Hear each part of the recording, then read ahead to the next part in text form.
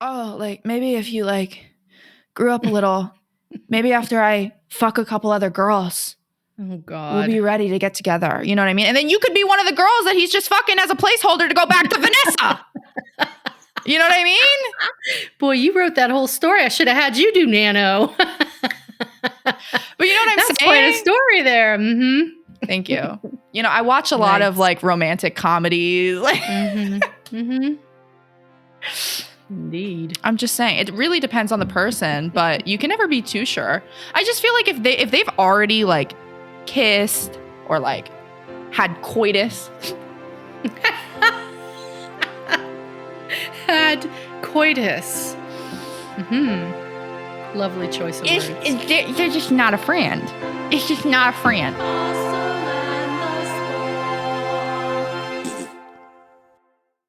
Welcome back, everyone, to the Fats podcast. We're really glad to have you. Okay, yeah, just jump in like that. That's fine. It's not like I was speaking or anything. But we're really happy to have everyone back. Hope you guys are having a beautiful week. Fossil and I are recording this on a late night Saturday evening. You know, just chilling and having good vibes. But starting off, okay, I really need to get something off my chest. And this has been bothering me literally all day. Okay. It's right. I've been thinking about this for the past 6 hours and I need to tell someone. I haven't told anyone about this yet. So I went to do my laundry this morning. And as I was putting my socks away, I wear the same socks like every day. Like I have the same like white ankle socks, you know, that I have like 20 pairs of. But what I was thinking is, how many times do you repeat wear like the same two socks together? How many socks do you have altogether? Okay, I'm sure there's a math. I think there's a probability. math problem. No, but that's the thing. Like you can like kind of say, oh, the probability of this, but we don't actually know. Like I need a stats chart of like how many times I've worn each sock with the same sock that was its original pair. And then how many like variations of sock matches I've had. Because when you throw them into the wash and you take them out and you put them together to like put into your drawer, it's always two different socks to put together that you're going to wear again. Okay, math sector of the Fats Army, you're on it. We need to know. Am I crazy? Like, isn't that kind of weird? I don't know if you're crazy. You haven't been tested. How the original, okay, mean, but how the original like soulmate sock pairing probably got split, probably went through a divorce after the first wash. And we don't know if they've ever been back together again. My heart is breaking for your socks. Me too. I'm so sorry. I'm so sorry. Okay. Nice. Good one. You're welcome. Yeah, that was good. But I have my own complaint, if I may. Okay. If I may fossilize for a moment. Because we're in the nighttime now, why are we not doing this in our pajamas, sans makeup? What do you think would happen? Well, people would probably stop watching the video. But it wasn't an issue when we were just recording. It was just voice. I mean, to be fair, like I don't think we look particularly spectacular right now. Excuse me. Oh, no. I mean, like I'm wearing real people. Well, see, but that's the other thing. Because I'm remote, like with my job, my dog just fell off of my chair. If any of you saw that. Poor Felix. Come here, babe. He's looking for your socks. He literally is. He's munching on their toes. Because I do remote work, I've become the master. I actually wouldn't say master. All of my coworkers would disagree. However, I've become the master, for lack of a better term, of just wearing appropriate things on my top half. And I know that like everyone does that, but I mean like literally I will be wearing like the most berserk outfit ever, where if someone saw me in real life, they'd be like, she looks actually homeless. But like when I'm on video, it doesn't matter, because as long as like I'm wearing like a top and like maybe some semblance of makeup and hair, barely. I sometimes I don't show up to meetings with my makeup and hair done. I'm going to be real. Wasn't that all the jokes ever through the entire that's what I'm saying. pandemic? Like that's not like a unique point at all. How do you know I'm wearing pants? I'm wearing boxers and sweatpants. So that's like kind of. Thank you for that information. You're welcome. Pay extra for that. I'm not wearing my pajamas. I think next time I'll have to show up in my Grammy Jannies. Grammy Jannies? Grammy Jannies. Welcome to the dark side, people. I shall share with you my half a brain cell. Kind of like when we first started this podcast, for anyone who doesn't know the lore behind it. I loved that time. It was such a good time. Girl, I didn't even say what time it was. Well, I'm telling you, it was a good time. Before I tell you, let me just say I loved it. I loved that time. It was a good time. When I was living in Connecticut, and Fossil and I were under the same roof, we would spend like naturally, we would always every Sunday morning get a cup of coffee, sit down at the kitchen table, and literally just speak about nonsense for like 5 to 6 hours. Like honestly, like probably like 4 to 5 hours. And we would do it like every Sunday without fail, but it wasn't a planned thing. It would just happen like very organically. And that's kind of how we like came up with the inspiration of doing this podcast in the first place, was because like those are such fond memories that we both have together. And like now that we aren't in the same house, this kind of allows us to do that again. However, it's a little bit different because that environment was so just like cozy and safe, and we were actually together, where this does cause a little bit of difference. And also we do it late at night now because we're so busy and our schedules are so hectic. So I would love to see you and I try to get back to that time, or try to emulate that feeling at least. I think that'll happen. I do believe we'll get back to that. It's just gonna, for me, it's the camera in my face. I struggle knowing it's there, knowing that people are seeing the 3 chins and the bags under my eyes and the tiny lips and all the marionette lines on my face. Want to get filler? Etc. No, I don't. Just me? Okay, great, cool. That's a whole other podcast. Save it for another day. Because I have a story. I want to share. Now, I don't know who's going to find this funny, but this is my week. Probably no one. I'm joking. That was a joke. Right? No, I know. One of the things that I had to do lately is pick Mikey up from basketball. Michael is in. Let the audience know. Yeah, Mikey is my oldest with Down syndrome. And he has this great day program he goes to. Sometimes he works. And he has just recently started interacting with his peers. There's a group of people that get together to play basketball. And he needs to socialize and exercise. And that was just a great opportunity for him. So it's only been a couple of times that he's gone so far. And in picking him up, they go to dinner. So I have to pick him up from a restaurant, which I think they go to KFC most of the time. And I walk in, and there's probably 10, 12 individuals. Only one of them is a girl, and she is always there. And it's funny because you get to see all of these people interact and how they're a lot of fun to watch. Let's just put it that way. So the young woman walks up to me, and I don't want to say her name, but she walks up to me and she says, "You're Angie." And I said, "Yes, I am." And I said her name. "How are you doing?" We had this polite conversation. How'd you know her name?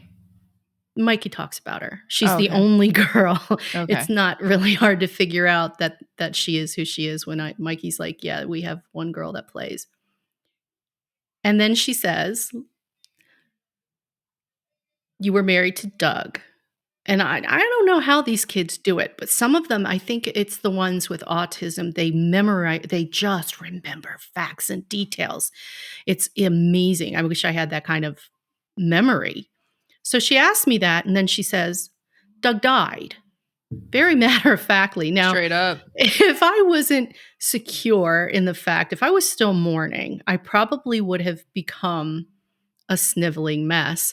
But instead, I just kind of thought about it. It kind of took me off guard for a second. I said, yes, he did. And she said, he had an aneurysm. Like she was telling me.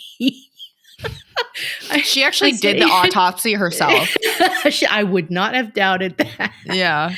But it's just, for a minute, it took me off guard because in regular conversation with anyone else, if I hadn't known, because in all intents and purposes, she looks like anyone else. And if you didn't know she had a special need and someone out of the blue walks up to you and says something like that, it would be off-putting. You'd be kind of like startled. And it did startle me, but I guess my whole point of this is if anyone else had done that and I didn't know that they had, they didn't necessarily have more childlike quality to them, that there wasn't any harm in their comment, I might have been upset. But the fact that it was just so blatant, she was like just making sure the facts were straight. In her, you could see the expression was, I just need to know that that's true, right? She thought Michael was capping? She was like, I just want to make sure he's telling the truth. He did, for sure. Little bit of a drama king. He might be milking that. We don't know. Yeah, honestly, I respect her for getting the facts straight. Checking it out, making sure it all added up. Yeah, it was fascinating. I was startled, honestly. Can I say that? And it made me kind of laugh a little bit. Yeah. I was like, huh. You know what's so funny? That actually has happened to me in our hometown, where I was at the gym one time and one of the guys that Mike used to golf with came up, and I know you know exactly who I'm talking about. I know exactly who you're talking about. He came up to me because he literally remembers everything. Like he's so smart. And he has a thing that he does, like he's ticking off. Where he's recalling. And he moves back and forth, and it's a rhythm to it. Yeah, and he saw me in the gym, and like keep in mind, I hadn't seen this guy for, probably like 4 years by that point. And he recognized me and he came up to me and he was like, "Are you Emily McMahon?" And I was like, "Hey, yeah." Like, I said his name because I remembered him as well.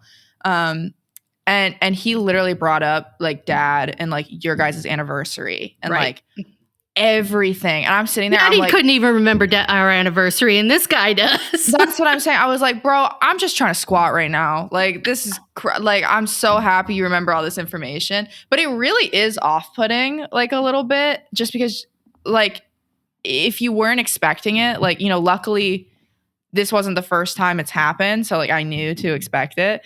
But if you're just like at the gym and someone comes up to you and they're like, I know your entire life story. Exactly. Imagine doing that. Hey, Karen, you divorced. Yeah. You got divorced, right? He cheated on you. Yeah. That's sad. It's like it's a fact. That is sad. It's like, but there's an innocence to it, but I'm sorry. It makes me laugh. No, it is. It's funny. Awkward. It's awkward. It's weird because from anyone else, you'd probably punch them. Not really punch them. I don't think you would. You'd want to. You'd cry. I probably would have cried. Yeah. No, it definitely is like an interesting type of situation where you have to be like hyper aware that like what they're saying isn't malicious in any way. Well, and even so, honestly, even if it has a negative intention from the other party, let's say they weren't childlike innocent, it's our problem that we can't say this enough. It's taken me a long time to understand that when I get upset with someone else, it's not their fault. It's mine. Mm-hmm. People can say things all the time and they'll trigger something in us, and it's not their fault. They don't know our lives. I'm actually so happy you brought that up because I had a very similar situation happen recently where I had to almost like check myself and say like, this is on you. Like, this would only bother you. I mean, it would probably bother a few more people, but like, what they said was not meant in a malicious intent. And so you just got to like take it in stride. But so at the time we're recording this, like Thanksgiving was what, like a week and a half ago, 2 weeks ago. Mm-hmm. Right. And so I went to a Friendsgiving because I wasn't going home to Connecticut. And I remember saying to everyone, because I'm dairy and gluten free, and that's really difficult to make food around if you're not like familiar with that diet. So I was like, no one like make food specifically around that. Like I will bring my own food if like that makes more sense. And everyone was like, no, we want you to eat the food that we bring, blah, blah, blah. And so some people specifically made dishes that were vegan and gluten free, which was like so freaking nice because they simply did not have to do that. But we end up going to this Friendsgiving, and there were like, everyone brought like so much freaking food. It was crazy. So there were like 3 things I could have. It was like mashed potatoes that were made with like vegan butter and like oat milk or like almond milk or something. And then there was chicken that was dairy-free, gluten-free. And then someone brought gluten-free rolls. And so that friend said to me that brought the rolls, I was like, oh my God, thank you. Like you did not have to do it. Cause those are expensive too. Like you and I know those are expensive. So I was like, damn girl, like you did not have to do that.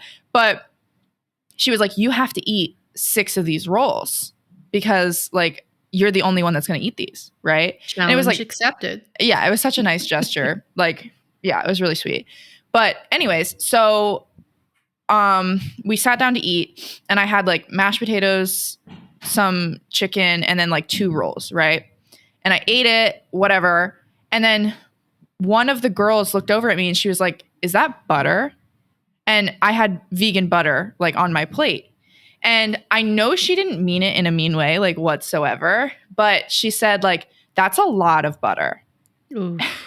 Ooh, I felt that for you, honey. Yeah, she was like, that's a lot of butter. But she doesn't know your history, right? No. Okay. I mean, I doubt it. But, and I remember like sitting there for a minute and I was like, oh yeah, like, you know, they're kind of dry, you know, they're gluten, there's no fucking flour in there. So they're dry, you know, sorry. Also like, whatever. So she made that comment and I remember like it bothered me for a second and I had to be like, she did not mean that in like a mean way whatsoever. So I just kind of like went with it.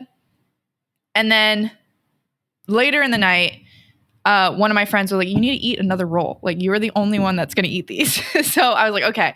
So I had one more and someone pointed out, they were like, oh my God, Emily's literally had 3 rolls. You can't win. And it was one of those moments where I was like, I could feel myself like getting a little upset. And I was like, why are you getting upset? Like you are allowed to eat and fuel your body. And like, this is dumb. Any way you want to. Yeah, this is just dumb to get upset over. So I like didn't say anything again. And then later on in the night, someone made a comment, one of the guys made a comment where he said something about like, I don't even remember the context. Like I have to be completely honest. Like all I remember is the one line. The feeling of it. The feeling of it where he said like, what about those anorexic bitches? Oof. And then he looked around the room and he said, does anyone here have an eating disorder? There was the awareness after he spoke. Then it was like, oop, filter wasn't on. And I had one of those moments where I was like, it just didn't feel like the place to say something. And like, I kind of joked and I was like, oh, you know, like Tumblr 2014 was a time or two. Yeah, I said something stupid like that. Right. As we do. And I had one of those moments where like, I had to realize that nothing that was said was inherently bad and it wouldn't have affected anyone else who hadn't had weird insecurities in that area. So like I was the problem there, you know, like for all intents and purposes, like should you look at someone's plate and make comments on their food? No. I mean, it's just better not to do that. But it's also my responsibility to be like, why the fuck do I care what they have to say about my food? I'd love to know why he is so angry about people with eating disorders. He should be No, he was saying it as a joke. But that's the thing. Like everything that was said was said in like a lighthearted, joking manner. Got it. And so, like, even the girl that was like, that's a lot of butter. It was like, holy shit, bitch. Like, that's a lot of butter on your plate, you know? And it was like, for anyone else, they'd be like, well, I'm going to eat it, you know? Right. But for me, I was like, oh my God, this is a lot of butter. Like, I am overeating, you know? The accusation, it felt almost I felt like I was caught. Accusation. Yeah. I felt like I was doing something wrong. But the funny part is they went from you have to eat all of these to you already ate 3. No. But that's the funny thing because it was 2 different people. Because there were like 15 people at this Friendsgiving. Wow. Yeah. No, it was like a lot of people, and like I would say 4 of the people I didn't even know, but most of the people were my friend group. And so one of the girl that like bought the rolls was like, literally eat all of these, like shove them in your mouth, shove them in your asshole. I don't care. Like get rid of them. And then the other brought them home and put them in the freezer. No, but like, you know what I mean? It was a silly moment, but I felt judged. Yeah. And then I was like, the only reason I feel judged is because of my warped sense of eating. And like, that's my problem. That is not her problem whatsoever. Absolutely. But yeah, while I was there, I felt like I did have the cognitive dissonance enough to be like, okay, girl, like that's on you. But it got me thinking about like all the times when I was in a situation where I was like, no, actually, you're the problem. You know? Like, have you ever had that where like I really tried to take like a very neutral stance when I'm analyzing situations, like even with me where I'm like, oh, I probably shouldn't have said it like that. Or like, yeah, I see why they got upset by like what I said. And like, you know, even if it's like after the fact, after you've cooled down, where you really try to take it from the standpoint of like, okay, who is actually in the wrong here? But I've recently been thinking about like, who's the real problem in when you're like developing friendships, because that's like such a weird dynamic where these people are in your life and they're not your lover, but they're still like really important and kind of like a soul connection to you. But friends come and go like so often in a lot of ways, like not always. Like we have our friends that are forevers, but you know, there's like this rotation with your friends. There should be some people that come into your life just temporarily. Right. And so like, especially when you're in college or when you're in high school and then you transition to college, like that rotation of friend groups changes like pretty rapidly. But I was thinking about this the other day where I was talking to this girl and she basically said something to the extent of, I've never had friends and I've never had a friend group and I don't really know like what that's like. Wow. How old was this person? In their mid-20s. Yikes. Yeah. And I'm sorry, I've encountered a couple people like this in my life. And that's one of those situations where whenever I hear that, that's one of those like red flag statements where I'm like, you're the problem. Wait, okay, hold on. Were they homeschooled? No. Then how do you not, I mean, I don't even understand. If you go to any type of school, you're going to at least make a friend. Well, that's why I was so confused. Now, the funny thing about this is like, I've heard this from multiple girls before where, you know, when you first meet someone and you're trying to like kind of suss them out if they would be a good fit, like being a friend and like if you could build a better connection, that there's kind of 2 trains of thought that I have with why they're making that statement about how I've never had any friends. The first one being like maybe their expectations of what a friendship actually is are warped and they actually do have friends and they just like have such high expectations that have never been met. Or they're unbearable, right? That falls within the first camp as well. Or the fact that they're just saying it to like gain sympathy, where they think if they say, oh, I've never had friends before, that will make me more inclined to like want to be their friend, which it actually does the exact opposite. Yeah, where I'm like, neither scenario is likable. Exactly. But yeah, I would have a problem with that. It's one of those things, I guess, where it's like, if a guy is liked by a lot of girls, he's more, actually, I don't believe in that. That's another thing I don't really believe in, but where the tale goes, where if a guy is sought after by a lot of girls and even more girls will want him. Well, the small-minded girls maybe, because then he's dateable. But it's kind of like the same mindset with a friendship, right? Where if it's like, if no one wants to be their friend, then you're like, why does no one want to be your friend? But the ridiculousness of it is everyone has different needs in their friendship area. Yeah. Everyone, I mean, it's the same thing as when you're dating. You're not going to get along with everyone you date, obviously. This is why you're looking for a mate. It's not easy to find someone to marry that you can tolerate for the rest of your life. And long-term friendships are the same way. I have a friend. We've been friends for 50 years. 50. She was 4, I was 5 when we met. And we've been through everything.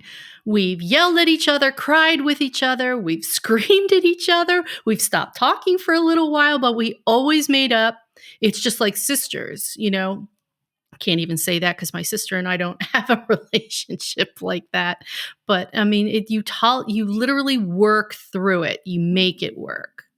It takes work. It takes effort. And a lot of people aren't shown that. And I think this person that you're talking about, it almost sounds like, does she have anyone in her life that shows her she matters? And that you fight for the relationship? Because we do what we see. See, but I kind of disagree with that because, like, yes, this person does have people who fight for them. That's why I think this scenario might just fall more into the camp of they want sympathy. For that person, yeah. But a lot of times, like, other girls that I've seen say stuff like this, it's that they're actually fucking unbearable. I hate to say it, but you can't keep one friend. Like, we all know people who, like, do not align with us whatsoever. They are polar opposite of us. We don't like them. We fucking hate them. And they have friends. So if they can find friends and a girl comes up to you and she says she's never had a friend and she's in her 20s, I have to question what's going on. Right. You know what I mean? Been in a coma since childhood? Exactly. Right. You know what I mean? Like, that is a really glaring red flag. Well, the only answer to that is, why is that? Right. But then That's the only answer. Then you ask and you get a plethora of responses, usually to some extent about how they've been wronged by their friends in the past. And there it is. And that's how you know that they're not a good person. They're blaming everyone else for their bullshit. Problem. Okay? Because you can have friends that walk away that stab you in the back, that are awful people. And you're like, that friend group sucked. But you go like 25 years and you haven't found one person that ride or dies for you. Not one. Exactly. Not one. But you got to be the ride or die. You have to be the ride or die first. Of course. But I'm saying, like, even in my friend group, I'm going to out one of my friends right now. Even in my friend group, I had a friend where I met her when we were like 17 or 18.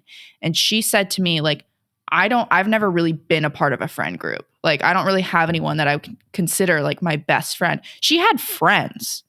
Okay. She just said she'd never had people who actually gave her the love that she was like seeking. She didn't give it either. No, she did. She did. But she would give it so much that they would like take advantage of her in a way. At least that's how I see it. You can feel free to disagree. But I wasn't there to see it. I don't know. But then when she joined our friend group and we like kind of were like normal friends. Like, I don't know how to explain it. We were like normal friends where we were there for her, but she was equally there for us. She was like, I've never had someone like also be there for me, you know? But like now she has experienced that and now it's no longer a red flag. You know what I mean? So it's like there is a possibility. But with her, the situation is a little bit different because she had friends and very long-term friends. It's just that they weren't giving her what she needed to feel fulfilled, right? She felt as if they were kind of using her, but she had still had friends. So to say a blanket statement where I've never had friends, I've never been a part of a group. We draw to us the love we think we deserve. Yeah. It's also interesting because in a lot of ways, you could say, yes, I've been a part of groups and like they kind of fell apart, right? But you've still been a part of those groups before. That's like a relationship. You can say, I've been in relationships. I just haven't found the one. Right? But if you go up and you're 32 and you're like, I've never been in a relationship, that's a red fucking flag, don't you think? I feel like it's the same scenario. Right. But a lot of this is learned behavior. And if you've never had the experience of, I don't know, maybe her parents didn't have close friends. I mean, it really is. And the reason I'm going to say this, let me go back to this KFC pickup, if you will. Oh God. Okay. Something else happened. I'm going to say it. I wasn't going to share this because I don't know if this is going to get me in trouble, but I had to sit and wait for Mike to finish and everyone to interact. And I got a chance. I pretended like I wasn't listening. And it's a little hard because a lot of they're young adults, but their speech patterns are tough to understand sometimes. But isn't it funny how the stuff that you really probably shouldn't have heard comes out? So clear. Now, all of these guys, now the young woman likes to sit by herself. And I don't know if that's because... That's kind of sad. Well, no, I think she likes it that way. I think she likes... I don't know. I'm an assumption on my part that there's a form of autism that she likes to be away and on a calmer. The boys get a little rowdy. Let's be clear. They are boys. I don't care what they have. They're still boys. Mm. What shocked me was listening to them tease each other. 3 of them were picking on one of the other ones, saying that he was wearing a pink tutu. Now, I don't know the backstory. Was he actually wearing a pink tutu? No. I'm just checking. But it was that insinuation that there was something negative about a young man, either in something pink or a tutu, which already I'm going, that's not very accepting, is it? Then they started teasing each other about, we're not going, they had a whole thing planned. Their group, their program takes them out and does wonderful things. And I think they were supposed to go somewhere. And the guy who runs it was teasing this young man saying, nope, we're going to the ballet. Well, he was getting upset. And I'm like, was he okay, really? What is going? Well, there was this undercurrent of over masculinity. Let's put it that way. I'm sorry. Can I say this? It was mildly homophobic. Can I say that? Did it have... Now, my question would be, were they insinuating that like that was gay? Or was it just that's kind of what I listened for like 25 minutes thinking that can't be, I'm missing something. I don't think so. Because after it was all said and done, the rowdier they got. But in their way, it could have just been like, oh, that's girly. Like, that's for girls. Like, was it necessarily homophobic? Okay. Are you really telling me that with someone who needs extra care, extra understanding, you're not teaching this person, this child, this mind, that it's okay to be you, but it's not okay to be that? I mean, either way, it's wrong. Like, whatever the connotation was, like, it's wrong. But I also find it interesting because Michael likes pink. Like, he likes wearing pink. He looks good in it. Well, he looks great in a salmon color, like a light pink. But has he still worn those shirts? Has he been avoiding those? No, it just doesn't fit. Okay. Got a little belly. Yeah. It's okay. That's why we're in basketball. Right. Okay. Got it. As I should talk, but yeah. Interesting. I just found it very interesting. Just a couple of evenings, just a couple minutes, just watching what's going on. And it's blowing my mind. I mean, my question is like, how are you going to be homophobic and unable to tie your shoes by yourself? You know what I mean? Amen.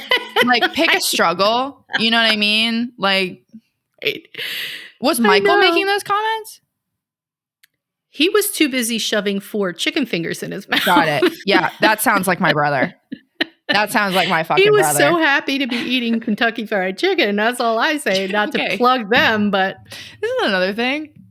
Why is it that every time we go to KFC, we see a group of, like... Special need individuals? I think... Why is that like the go-to spot? Maybe because of the location. No, maybe but some of the locations are actually planted in between locate. I just But like when worldwide, we were in Ireland and it worldwide, happened. we were in fucking Ireland in a small town, small ass town in Ireland, and we saw a group of like 50-something-year-old special needs people getting together for a lunch. It was beautiful. It was, but I'm saying, like, isn't that funny how we also do that in freaking Connecticut? Like, Well, why is that the norm? We only went there because we needed Wi-Fi. Well, when we were in Ireland, yeah. Yeah. Yeah. That's so funny. Like, yeah. Why is that the go-to spot? I would have thought maybe more of like a McDonald's. McDonald's. You know? Yeah. Something more like colorful. I cannot KFC is a slapper, that. I guess. I don't know. Maybe they're more friendly. Maybe less noise too. More, yeah. And there's not a ball pit or anything to distract. McDonald's is very like overstimulating. It can be. You have a 35-year-old individual who wants to go into a ball pit, you have a problem. And I think maybe that could be another reason they stay out of it. It's probably smart. Seriously. Yeah. Seriously. It's like still fast food, but like less dangerous. Got it. Okay. I also wonder, yeah, go ahead. I was going to say Chuck E. Cheese is too expensive. Chuck E. Cheese is fucking expensive. It really is. That bitch mouse. I swear to God. Don't talk about Charles Entertainment Cheese like that. Do not do my boy that dirty. I love Charles Entertainment. Okay. He truly is an icon living. You're a dirty rat. I love him. He's an icon. I was talking to my friend about this the other day. This is so random, but for some reason I really like the aesthetic of like weird is a bad adjective, but like uncomfortable, dark, like worn out things. So like, for example, and I'm saying I like the way that it makes me uncomfortable. Okay. Like this is why I like it. So empty water parks, for example, I love like an empty water park aesthetic. I don't know why. And I don't mean like I want to be there because that actually like fucking terrifies me. But I like the fact that it makes me uncomfortable, like as an art piece. Does that make sense? It does. Because I cannot stop saying it every time I have had to go towards the program where Mike is. There's this house that's abandoned. And it makes me sad. Yeah. And every time we go by it, I go, I hate seeing that house. It should be holding joy and family and fun and babies and just, it should have people living in it. And it's empty and the glass is broken and there's an old car and it's just like, oh, it makes me sad. I want to write a story about it. Yeah. But like literally, I don't know why I like this feeling. Like this is probably something I should talk to a therapist about.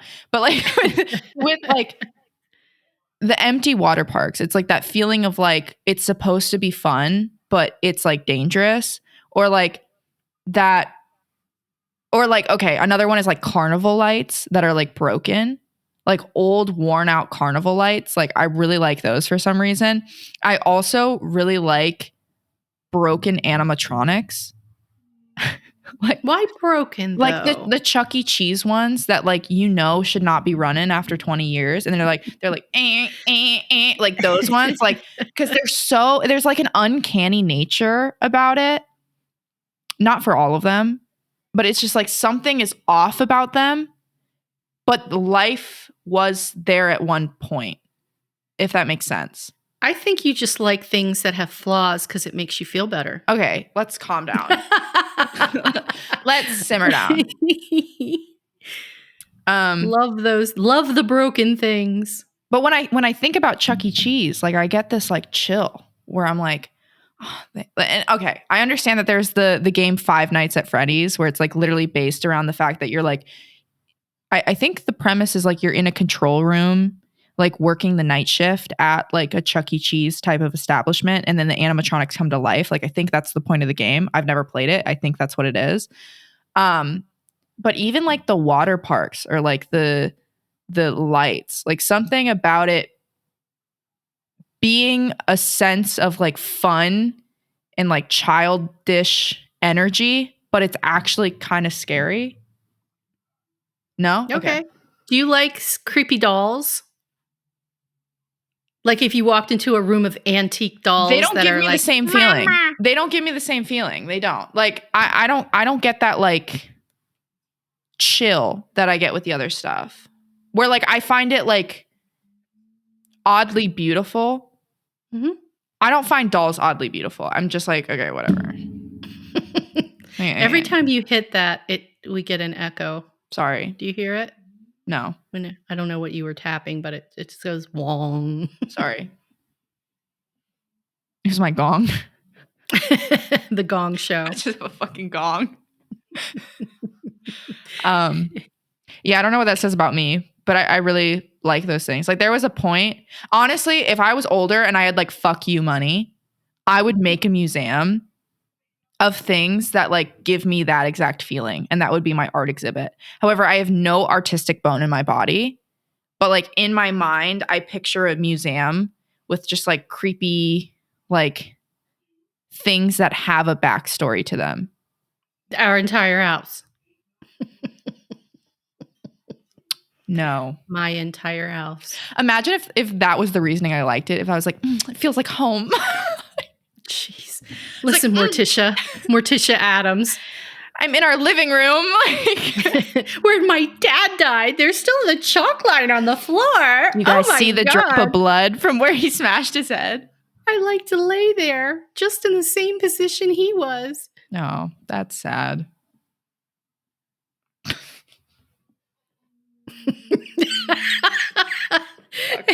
What are we back in KFC now? Oh my God. Wait, but that's actually so weird. So, because where are they getting this from? Like the tutu story. Are they getting this from their parents?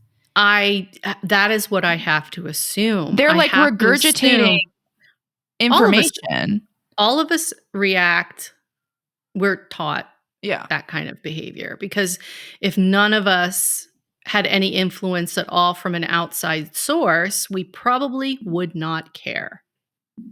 But religion is involved, politics is involved, our parents' back history is involved, and we're influenced by all of that. So, yeah. What are they hearing at home? I just find that so funny. Like the idea of someone who like literally shits themselves at work being like, you know what? I actually hate gay people. Like, what? You have no right. Like, what are you talking about? You had to bring that type of scenario up because I cannot tell you. Like, imagine Mike being at work and being like, you know what? I actually hate Jewish people. You know what I mean? You know, he's like literally shitting his pants. Okay. But here's the thing. I want to say, in defense, not all parents are teaching this. I'm not saying that. Because a lot of times they hear it from other people. On a television show. Absolutely. Because we've got Clayton, who's the middle child, and basically he and I are complete opposites, and we pretty much bicker over everything. His opinions are nothing like mine. Very, very different kid. I honest to God, sometimes it feels like I'm trapped in an episode of All in the Family, and I'm Meathead and he's Archie. I don't get that at all. Yeah, anybody who's older will know the reference. You've also made that reference on another episode. I don't know. Did I? No, you have. Okay. You've said that before. I really feel it. Yeah. No, that just solidifies how much you feel that. Because I remember then you saying that and being like, I have no fucking idea what that means. Archie Bunker was a character who he thought he was doing the right thing. He had a big heart, but he could be an obnoxious bigot. Mm-hmm. Okay. And he was a problem. He was racist. Not that Clayton's racist, but Clayton does things that scare me sometimes. Dude, you gotta chill. You're flaming this man. But no, he's learning. He's learning where he starts and stops. So I allow him to say stupid things. I've said stupid things. I start stupid things. You have indeed said stupid things. stupid stings. And, you live and learn, and he will live and he will learn. Mm-hmm. Yeah, it is a weird like concept to think about how, because you really are like a product of your environment, and how when we think about the parents, like we often blame the parents for like what their children have become. And Clayton shares literally none of the views that you and I share. However, I'm not putting you completely off the hook, because the reason he's like that is because he had access to media and other things at a very young age, where he was left to his own devices to make those decisions and come to those conclusions. So it's like a weird kind of in between where like, are you to blame for the way that he is? Like, yes and no. 100%. No, I have to take responsibility. He was a child, and I half the time was just happy he was quiet, because I had one that needed all the attention. You were a baby. You needed the attention because you were a baby. Mm-hmm. Mikey needed the attention because he just needed help. Yeah. And I was just so thankful that I had a child who was quiet and on his own. But I did not keep him off the computer. I thought he was playing video games. And very honestly, I was too damn tired to check. So it is my fault. 100% it is my fault. And he wasn't exactly going to share with me what he was doing in there or what he'd heard. But that's what makes me kind of question, like, when we see like school shooters, I hate to make it this dark, but this is something I do think about with like people who go into schools and shoot them up. And like, we often look at the parents and we're like, what did you do to fuck him up? And it's like, well, nothing is the answer. You didn't pay attention. You didn't do enough. Right. Yeah. Right. But that's the thing. It's like, how much can we blame them? Do we blame them like fully because they should have been there? Now that Clayton's an adult, we talk, which is why now I'm realizing how different our views are. Yeah. But here's the truth of it. It's not to say that if things had been different with Mike, that he wouldn't butt heads with me or think, just because you always have, it's almost inevitable that the more children you have, there's going to be the one who just wants to do something that you're the complete opposite of you. Yeah. They're not going to be you. They think for some reason you're the worst thing on the planet, and do everything in their power not to be like their mom or dad. I do want to be fair though. I feel like we're making him out to seem like he's like has the worst. He's been great. The worst worldviews ever, and he's like a danger to society. Like, he's just opposite of mine. Let's just put it that way. Exactly. I think that's important to say because like you said, like he's not racist. He's not like that. No. But he loves to irritate.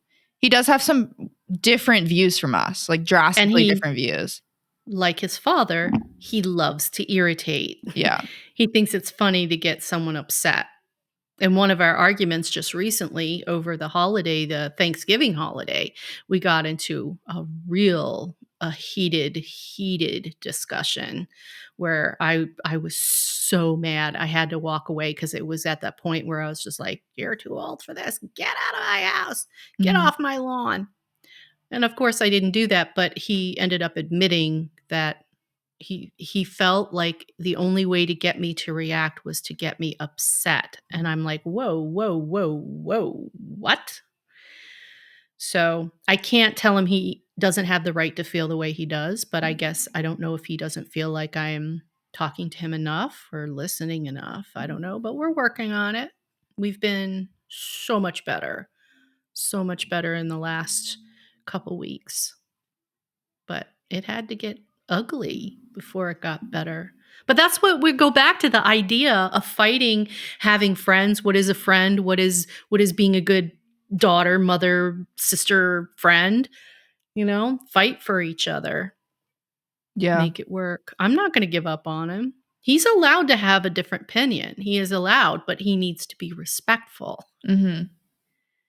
And that was my problem. He was trying to. Yeah. And he did. He won. I blew that round. Going back to the idea that you're the problem, realizing when it's you or someone else.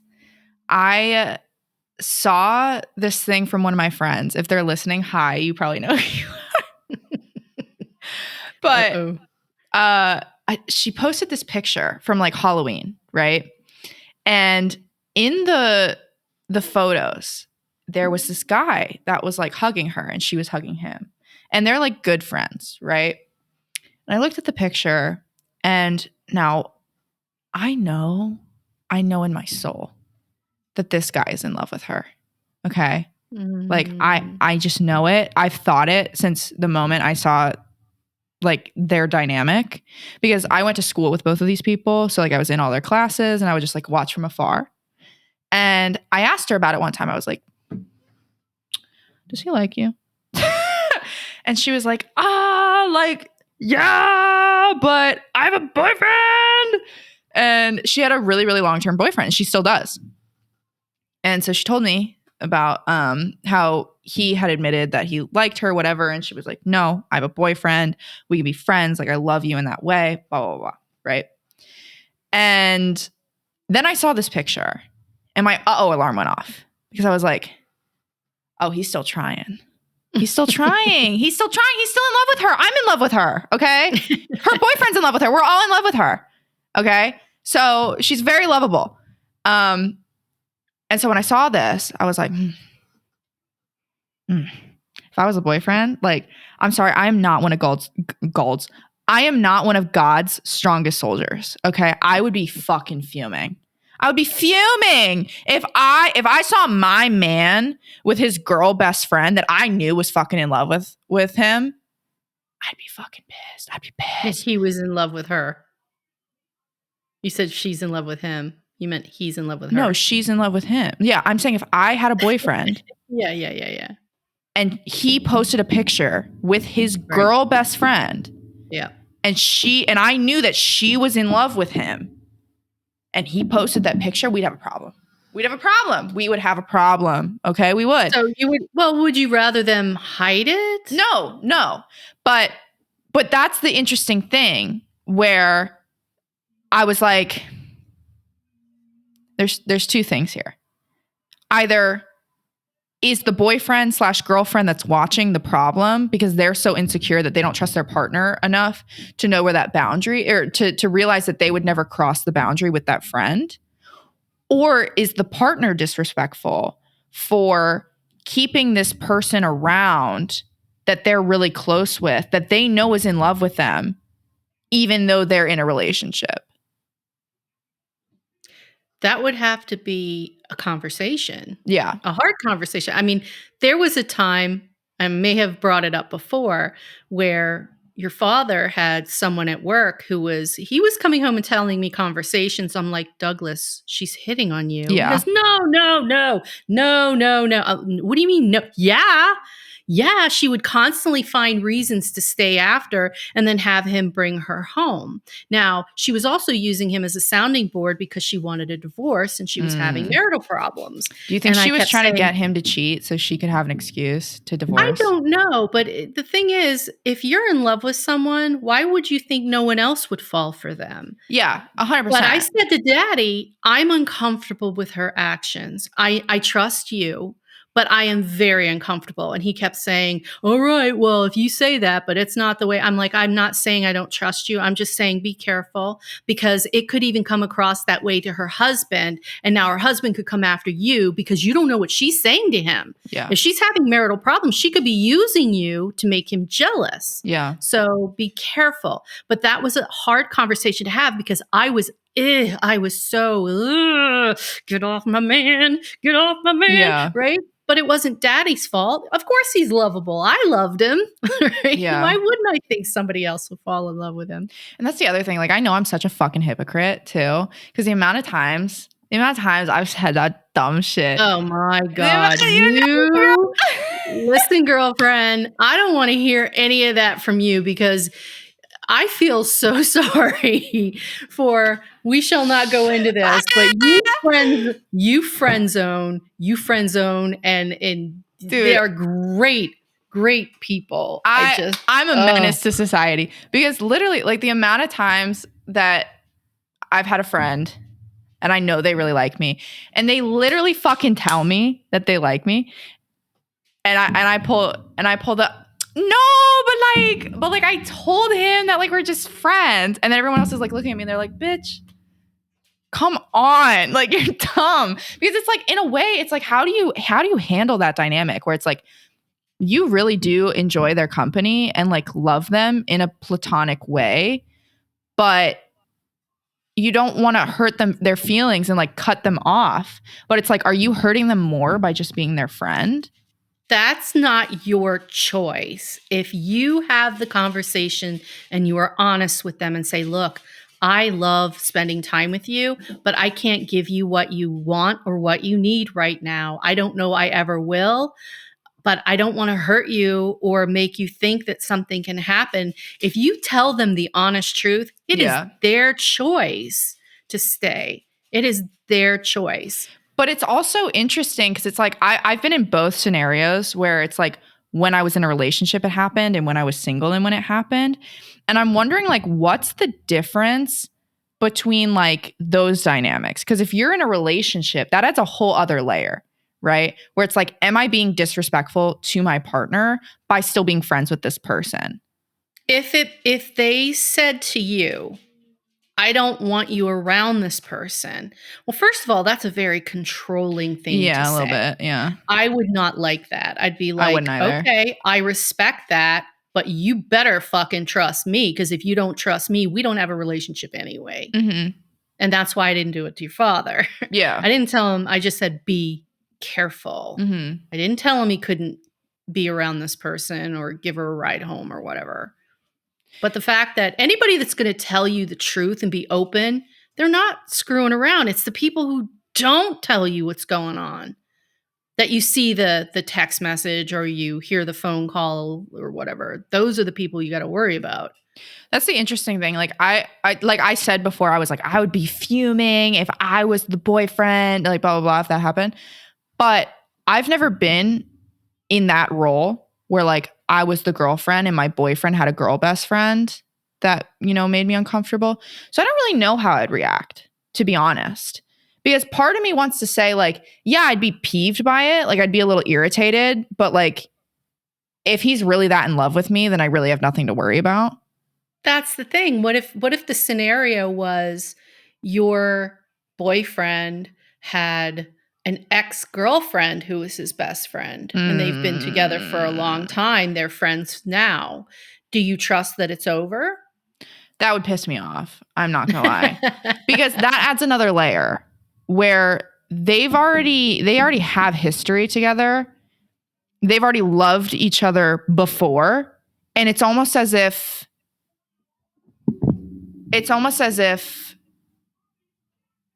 they're hanging on to the each other as like an alternative option because they know it's worked once before. That is an interesting perspective, but what if you've slept with, I'm sorry, I'm going to say it. Okay. If you've slept with that person, they're no longer a fucking friend. Okay? They're not a friend. Okay? Okay. I can accept that. You know what I'm saying? Like, I think that's where it differs because okay, this is my mindset about it. And I don't know, I haven't been on this side of the fence, but if you have a friend and your partner says, dude, I'm like not attracted to them and like I love hanging out with them. We play some fucking mad Monopoly games, you know, like that shit is so fun. Like they're in my Dungeons and Dragons club. Like I can't get rid of him, you know? And then they're like, but I love you. And I enjoy being with you. And I enjoy having sexual relations with you. And I don't want that with that person. That's different. But if your partner is like, oh, I'm still best friends with my ex-girlfriend. And I used to be madly in love with her. And we used to have sex every night. It's like, okay, well, you know that there's the capacity for them to do that again because they've already done it before. Because there was interest at one time for it to be the same scenario that you're in with that person. So you don't think that once you break up with somebody that you know in your heart that it's done? It depends on the person. I think it depends on the person. Like for me, yeah. But for others, like, I don't know. There's a lot of people that break up because of circumstances and they're like, oh, maybe maybe in a different scenario. Jeez. Maybe in another life, you know? Or like, oh, like maybe if you like grew up a little, maybe after I fuck a couple other girls, oh God, we'll be ready to get together. You know what I mean? And then you could be one of the girls that he's just fucking as a placeholder to go back to Vanessa. You know what I mean? Boy, you wrote that whole story. I should have had you do Nano. But you know what I'm That's saying? quite a story there. Mm-hmm. Thank you. You know, I watch a lot of like romantic comedies. Indeed. I'm just saying, it really depends on the person, but you can never be too sure. I just feel like if they've already like kissed or like had coitus. Had coitus. Lovely choice of words. They're just not a friend. It's just not a friend. Okay. I don't like with my friends, you know, I don't do it. I don't. Mama not proud. I don't. Okay. Because they're my friends. She just made, those who are only listening, she just made a gesture that looked like a oral action. Do you? When you and Uli are chilling, you're not in there. You know what I mean? You're just not, because they're your friend. Uli, what does Uli have to do with That's what I'm saying. That's what I'm saying. Yeah. With your friends, you don't look at them sexually. Right. So if they've done that before, they're not a friend. Okay. That's a good line, I guess. That'd be a good line. Say, why are you still hanging on? Yeah. For that person? I think it's a little bit different if you're single, because there's no other party to like offend. You know, there's no like line of respect that like you have to follow other than to yourself and then that person that you're rejecting. So I feel like it's a little bit different, but both scenarios are not great. Just be honest in both scenarios. But yeah, I saw that and I was like, you know, I know, he knows, your boyfriend knows. What's going on? No, but that's actually very good that everyone knows, as long as it's out, you know, she's not pretending. No. And she's, I mean, like, obviously she has a boyfriend. So like the guy knows that she's off limits, but you know, guys always linger. They're lingerers. Okay. They always come back. They always come back. Okay. If you know, the day old saying where it's like, if you don't succeed, try again. And they have that grind set. Okay. And I have to respect it, but like, yeah, you know, he's waiting his turn. I want to know how many ladies actually like that. I think it's fucking annoying. Yeah. If I tell you no, I've made a decision, it's no. I agree. Unless they've like drastically, like, I don't know. I feel like if you say no, it's probably a no. But if they've like drastically changed, you know, in some way, they like moved to a different city and they've got a different job and, you know, they went through like 4 years of fucking master's program and they're like a different ass person.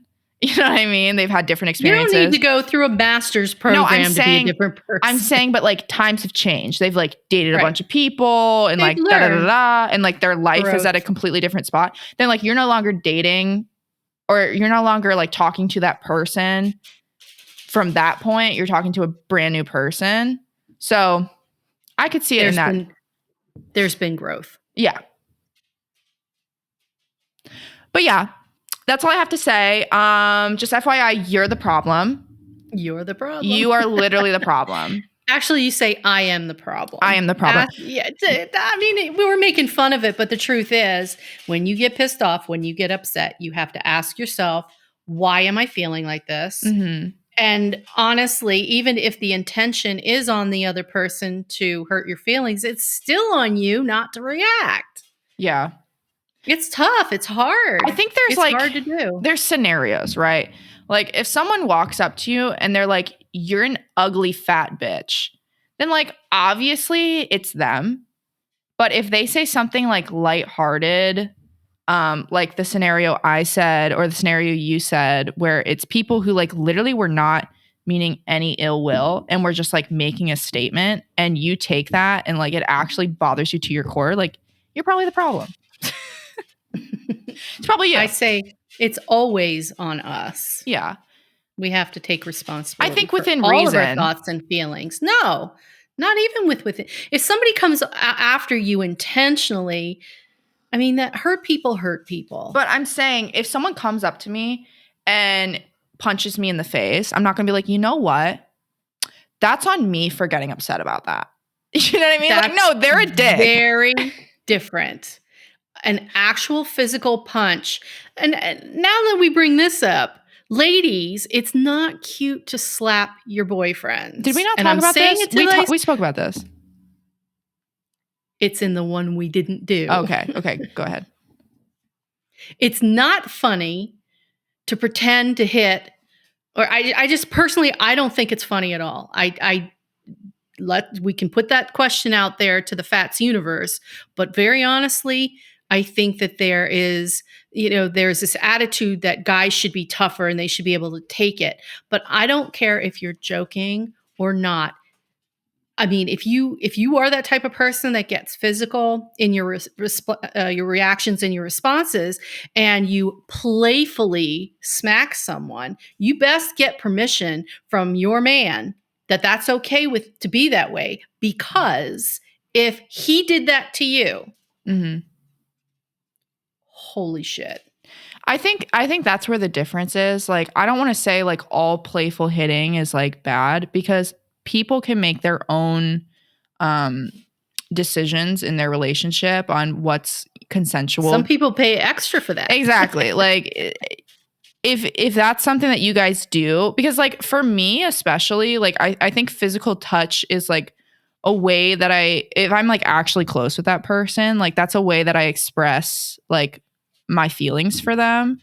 And so like I would say I'm guilty of like the occasional, like I would never like hit, like I don't hit, but like where you like, I don't know, like a light push on the shoulder, or like, oh my God, where you like, jump on their like knees or something. You know what I mean? Like I'm a very like, I don't know, physical person in that way. Let me ask you this then. When you were in your long-term relationship and he said something that was shocking, did you slap him? I don't think so. No, I don't think so. Do you think that's okay to do? No. I mean, not in my relationship. I wouldn't do that. But I mean, you saw our dynamic. Was there anything where I was like too... No, I don't believe so. But I just would like to point out that when we get physical in our reactions, it's a response like a child. Like when toddlers bite or they it's because they don't know how. They don't know how to communicate. So I would just like to challenge anybody who thinks it's okay to react that way with someone else, that all you're doing is showing that you're not communicating well enough. Because you're the problem. Because it's you. It's you are the issue. Yeah, I have to sit on that one. Because like hurting someone is not okay. But I think I made a point on the last podcast where you were like, I can accept that, but I don't remember what I said. Back in my day, my generation was very aggressive in that way. And I never liked it. I never saw my mom and dad do that with each other. And I think maybe that's part of it, because it is learned behavior. But the idea that men are men and they can take it. And I never thought that was right. I always thought there was something wrong agree. with that. I think the line for me, honestly, is again the intent and the consent. So for me, like if we're joking around, I'm like, bro, you're such a dick or something. And I like lightly push them. Like we're clearly joking. And that was like a way for me to express like a funny, lighthearted, like physical, thing. Where if I'm like, dude, you're such an asshole. And I like actually like, that's not okay. But if it's like joking, playful, it really depends on what the intent with it is. If you're like, oh my God, babe, and you're like trying to get their attention. And so you're like, and you're like physically touching them. It's like, is that annoying? Like, yeah. you're annoying, of course, but it's not malicious. You're like trying to get their attention. So I think it's like, if you're actually like pushing or hurting them because you're meaning to cause harm, like that's totally not okay. And like also you're going to make your own boundaries in your relationship anyway. So right. It really depends on person to person. But if you're like, oh my God, like stop it, stop. Like, oh my God, did you hear? Like, I think. Shut up. Yeah. Like, I think that who cares? If you wouldn't be startled by it, like if they did it to you and you're okay with it. Ask yourself that too. Yeah. I mean, first ask the other person, but ask yourself, if they did that to me, how would I react? Yeah. Like, I feel like if someone like grabbed my leg and was like, oh my God, like, did you hear? I'd be like, what happened? What happened? Tell me now. You know what I mean? Like, I wouldn't freak out by that. But I think that's it for this week. So everyone, while you're going to sleep tonight, think to yourself, am I the problem? And the answer is yes. And if you don't think that, think about why you don't think you're the problem and then re-listen to this episode because clearly you didn't get the fucking memo. This is not meant that you should be sitting there going, the world is my fault. No, because there's a lot of people out there that do that too. This is just about taking responsibility for our thoughts and our emotions. Yeah. It is a practice. It is something you need to practice. Do you hear my dogs going nuts? Dude, you need to calm them down. They need to go out. Okay, well, sounds like the dogs in Connecticut are about to shit and piss on the floor.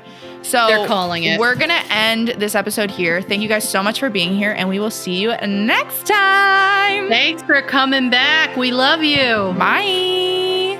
Bye.